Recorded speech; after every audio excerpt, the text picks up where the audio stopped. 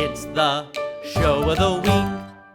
Hello and welcome back to Show of the Week. You know, the 25th Annual Putnam County Spelling Bee is one of the only musicals I can think of whose inception is entirely improvised. Most musicals are workshopped or they come from a pre-existing piece of literature, but Spelling Bee started off as an improvised performance and then was turned into a musical. And what's so interesting about it, to me at least, is how much of that improvisational nature shines through in the production itself. And I'm talking about even beyond just the audience interaction aspects of the thing, but some of the jokes that the cast makes, not involving the audience at all, either are improvised or sound improvised. There's something so visceral about the improvisation in Spelling Bee that I think that's one of the things that makes this musical so special and definitely one of the things that makes it so funny. One of the questions that's been stuck in my mind for a long time is what makes a sporting event interesting that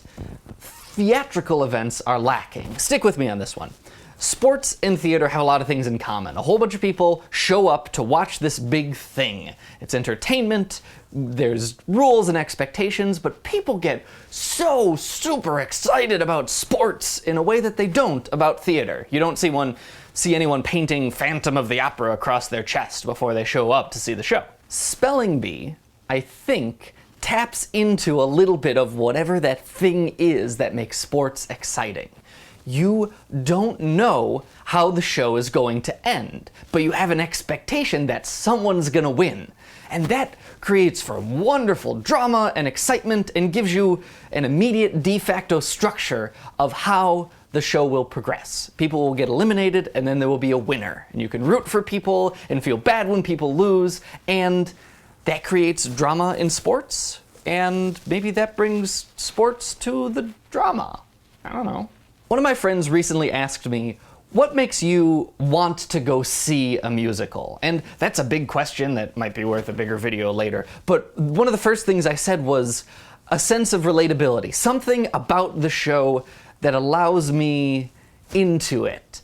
And I think Spelling Bee has found that perfect relatability for any audience member. I mean, who hasn't been an awkward middle schooler before? I know I was. Isn't that part of being in middle school? Is that you're awkward? Isn't that on the lesson plan? I don't know. Students will be able to be awkward by the end of 5th grade. Or 3rd grade. I don't know. Maybe you were a more awkward child. I don't know your life. I'll see you next week. Bye-bye! Little known fact. I failed spelling in 8th grade, and they almost held me back a year. So, next time you see something misspelled in, I don't know, a text title or down in the description, you'll know why.